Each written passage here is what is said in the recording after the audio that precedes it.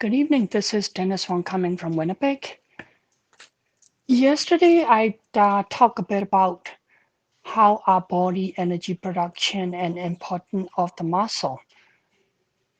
And I talked a bit about how to keep your muscle or build your muscle without doing a lot of exercise.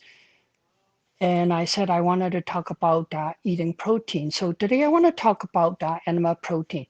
I know some of you will say that animal proteins are not good, but animal proteins are the simplest protein source that complete and support your muscle building.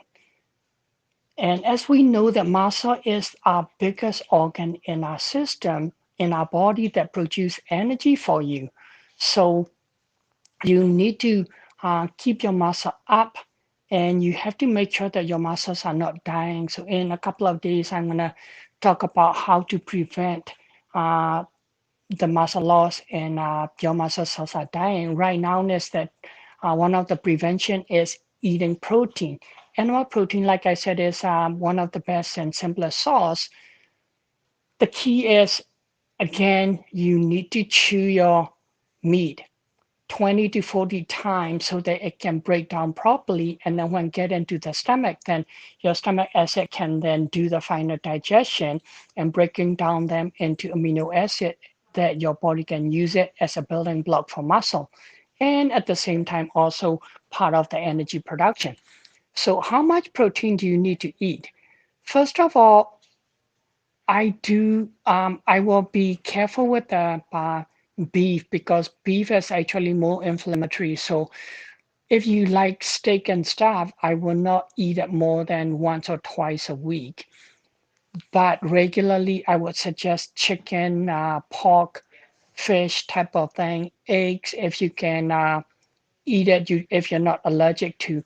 2 eggs is one complete serving of protein also, and with a complete amino acid. So those are the kind of thing that you would eat for to keep up the protein. The other thing is that the more you're exhausted, you should be eating more protein. So, you know, some people say, oh, I'm going to go exercise because I'm exhausted, so I'm going to eat more protein. When you're exercising, you actually need to have balance of protein and carbohydrate because as you're exercising, your muscle need quick energy to be able to burn it. Otherwise, proteins are slower energy. It's good, but you need to balance that out. But the day that you're not exercising, then you really need to load up the protein and cut down on the carbohydrate. How much do you need to eat? Everybody is a little bit different, but general rule of thumbs that I tell people is that the serving of protein, the animal meat, should be about your palm size. So for me, this is the size of the meat that I should be eating twice a day, once at least, if not twice a day. And what I've done is for myself, I will eat 2 eggs every morning. That's one of my serving of protein. And then I will have one serving of chicken, pork, or fish at supper time. And then for lunch, I'm one of those thin people that don't have a lot of extra reserve energy. So I actually don't do good with the carbohydrate at lunchtime. So I actually do protein shake as my lunch. Again, everybody is a little bit different. There is also, if you want, you can specifically calculate how much protein you should be eating based on your body weight.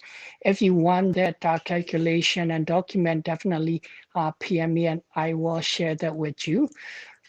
Tomorrow, I'm going to try and share with you if you want to be, doing vegetarian protein, what type of vegetarian food you should be eating, etc. So I hope that this is helpful information. And this is Dennis Wong coming from Winnipeg, and I'm grateful to serve.